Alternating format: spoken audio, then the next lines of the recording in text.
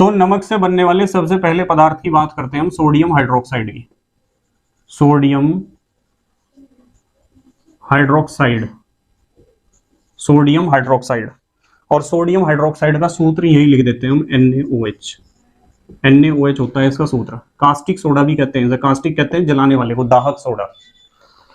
तो सबसे पहले बात करते हैं इसके निर्माण की, कि इसका निर्माण कैसे करना चाहिए हमें, या कैसे हम बनाते हैं इसे। ठीक है, तो हम इसे बनाते हैं कि NaCl यानी नमक का जलीय विलयन लिया, नमक को पानी में घोल लो, नमक के जलीय विलयन में विद्युत धारा प्रवाहित करनी है। विद्युत धारा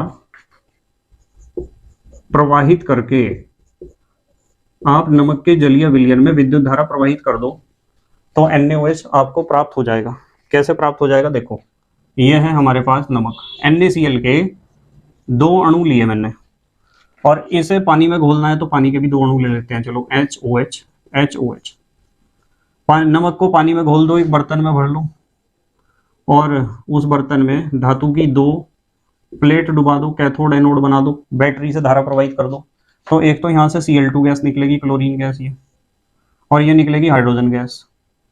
बाहर NaOH 2 अणु तो बनेंगे आपके पास NaOH के, सोडियम हाइड्रोक्साइड के, प्लस ये बनी आपके पास एक गैस बनी हाइड्रोजन गैस, और एक बनी आपके पास क्लोरीन गैस। ये 2 गैस बनती हैं। तो ये बनाने का तरीका है। ठीक है, तो इसमें हमें NaOH प्राप्त हुआ, हाइड्रोजन, क्लोरीन, ये तीनों चीज बहुत ज्यादा उपयोगी हैं। सबसे पहले मैं आपको बताता हूं NaOH के उपयोग। NaOH के उपयोग क्या क्या हैं? NaOH के उपयोग, NaOH के उपयोग हैं धातु से ग्रीज का मतलब मैल, ठीक है, हटाना। धातुओं की जो चमक खत्म हो जाती है, उनके ऊपर बहुत सारा मटेरियल जमा हो जाता है, तो उसे हटाने के लिए, साफ करने के लिए हम प्रयोग करते हैं NaOH का। ठीक है, इसके अलावा NaOH का भी हमने प्रयोग करा था साबुन बनाने में, साबुन व अपमार्जक। अपमार्जक कहते हैं डिटर्जेंट को, डिटर्जेंट पाउडर, डिटर्जेंट केक, पता है ना, इनके निर्माण में भी हम प्रयोग करते हैं NaOH का। ठीक है, इसके अलावा कागज बनाने में, कागज, कृत्रिम रेशा, कृत्रिम रेशा उद्योग में, कृत्रिम रेशा उद्योग में भी हम प्रयोग करते हैं इसका। ठीक है, तो ये तो हो गया हमारा NaOH के उपयोग। हमें यहां से हाइड्रोजन गैस भी प्राप्त हुई, तो हाइड्रोजन के उपयोग कहां कहां होते हैं, इसके बारे में एग्जाम में क्वेश्चन पूछा जाता है ना, इसलिए मैं आपको बता रहा हूं हाइड्रोजन के उपयोग।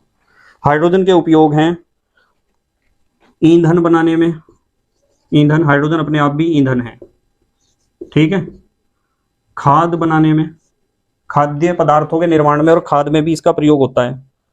ठीक है, इसके अलावा वनस्पति घी, वनस्पति घी तो पता है आपको किसे कहते हैं, डालडा, वनस्पति घी बनाने में।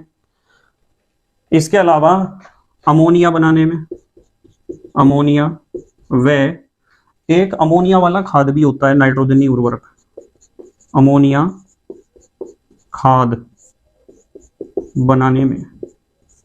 खाद का मतलब यहां उर्वरक है, ध्यान रखो, अमोनिया युक्त उर्वरक। इसी तरीके से आपको ध्यान रखने हैं क्लोरीन के उपयोग, ये भी बहुत ज्यादा उपयोगी है। क्लोरीन कहां कहां उपयोग में आता है वो भी समझ लो। क्लोरीन के उपयोग में सबसे पहले आपको ध्यान रखना है पीने के पानी, पीने के पानी, comma, swimming pool, swimming pool के पानी को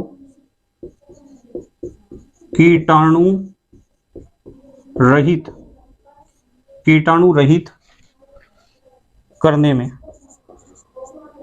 कीटाणु रहित करने में, कोमा, पीवीसी प्लास्टिक बनाने में, पीवीसी पीवीसी के पाइप होते हैं ना प्लास्टिक के, अब तो पीवीसी की बहुत सारी चीजें बनने लगी, जैसे पैनल भी पीवीसी के आ रहे हैं।